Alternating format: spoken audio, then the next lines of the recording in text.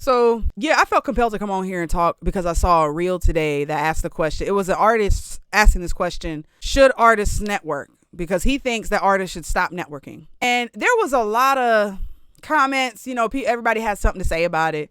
I love when somebody goes on and puts their opinion out there because everybody has the right to an opinion, and everybody definitely has an opinion. But it made me really think, like, this is like everything he is saying is why I'm doing the things that I'm doing and making the moves that I've been making over the last 6 months of my life. And I felt like, okay, I want to come on and make a video to kind of address that. The caption said, artists should stop networking. And I was like, wait a minute. Okay. So he goes on to say, essentially, when you network, you're going to a place to try to find people that can help you achieve your goal. So as a business person, you have a product that you are trying to help, use to fulfill a need, right? So you want to go out and find people who are going to pay you for your product. And you're networking to be able to find people who are going to do that. When you're an artist, you want to connect with people. You want to connect. You're making art that helps connection. I totally agree with both of these things, right? On a simple level. But I believe that in today's world, as a modern day artist, we have to be doing all of those things, both of those things. And unless you have money, you will be doing all those roles, right? I realized this a long time ago. I've been doing music since I was 22. I've been making music since before then, but I've been in the scene trying to do something as an artist since I was 22. I'm 29. I'm at the point now where it's all right, I have all this information in my brain as to how to be successful as a musician, but I don't necessarily have the tools and the resources quite yet. Because as you know, unless you come from money or you have access to money as an artist, it's hard to make money. And plus, I was a part of a group of artists who we were out there doing good things, and then that shit imploded because of somebody else's actions. And that happens in any industry. You can really invest your energy and time into something, and then that, it can be taken away from you, and it is what it is. And I had to rebuild 3 years into it. So now what? Well, I want to say 4 years now, 3 or 4 years, I've been rebuilding. But I understand. This is what I understand. In today's world, it is really hard to get people's attention. It is really hard. Okay. So unfortunately, we have to do what we can to market and advertise and get in front of people. That's what we have to do. It would be great if we could market using a marketing agency, but marketing agencies cost money. We can't do that. So unfortunately, we have to do that all ourselves. Now, if we had money, we would start out the game with, all right, I'm a brand, I'm an artist, I'm going to make my own art, and I'm going to find a producer, a mixing and mastering artist. I'm going to find a marketing agency. I'm going to find a booking agent. But if you don't got money to do all those things, you have to figure out how you're going to do it yourself, creating the content. We got to do this until we can get to a point where we can outsource it. Now, I don't know about other artists, but I don't want to be doing all of this myself. I would like to just have money so that I can pay other people to do things. But I have bills to pay, right?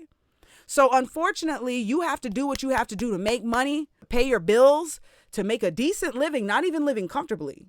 Just pay your bills, decent living. And then what you should do is start to outsource immediately. So any extra money you get, start to pay people to do these roles so that you can get closer and closer to being an artist. All right. That's what it takes. If you want to tour, you can't go as an R&B artist out to Texas and play your music and think that you're going to get people to buy tickets to your show in the same rate that they would if they were in Atlanta, right? You got to know who's listening to your music and where they're located. And you do that by releasing music, putting yourself out there and getting it in front of the right people so that you could be like, all right, they fucking with me out in Atlanta. So let me go ahead and book a tour to do venues where my people are at. But how do you do all of this? You have to start by being that networking person and being that artist, being the business person and the artist at the same time. So what I do, I have built my business in a way to help facilitate in that process, right? Making money so I can pay my bills, being the artist and the creative, an indie artist, and also getting my stuff in front of the right people. All right. So I have three different things that I do. I have 3 Instagram pages. One of those Instagram pages is Zetta the Babe, right? It's my indie artist stuff, all my original music. I got music videos out. I'm going to post it on that page. That's for my true fans. That's where I really want people to be. That's where I get to connect with people and post stuff like this and be real with people. But then I also have an LLC that is Zetta the Babe, so that whenever I do make merch, whenever I go on tour, whenever I'm doing anything and getting paid as an artist, it's going into that LLC. I look good on paper so I can go out and get an apartment or whatever. I'm a business owner. But I also have a DBA as Z and Betty. Zetta the Babe is my LLC. Z and Betty is my cover and gig band, right? I wanted to separate those because it's not the same thing. I consider networking going out and trying to get gigs in my local scene so that I can get paid to do covers, to jam, to play in a band, to provide a service to people as an amazing artist that I am. But that's separate from my indie artist career, because showing up and networking is different from being an artist. And I would like to separate them. So I have an LLC that's Zetta the Babe. And then I have a DBA that is Z and Betty. So I'm doing business as Z and Betty when I'm playing locally and doing cover songs and doing all that shit. That's a whole nother Instagram page. That's a whole nother group of people who fuck with my music on that level. They may not fuck with original music Zetta the Babe. I realized that. I had to make that separation because I have to eat. And I'm making money off of my covers, off of gigging. That's easy money. That's low-hanging fruit. Then I got another Instagram page that's me as a person.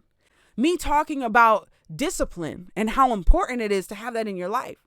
All of those things are on a whole nother page. That's really just my fun. I want to be a speaker and teach, people that they can achieve anything that they want in my future. But I also understand that I have to build credibility in order for people to listen to me. So it may take me 10 years of nurturing that page, that Zetta the Babe wellness page, where I'm talking about fitness, where I'm giving away free personal training. I'm giving people tips on how to be their best selves outside of just the gym, right? So for me, all of that has to work together in order to get your brand and your music in front of people. But there's so many different things that have to happen.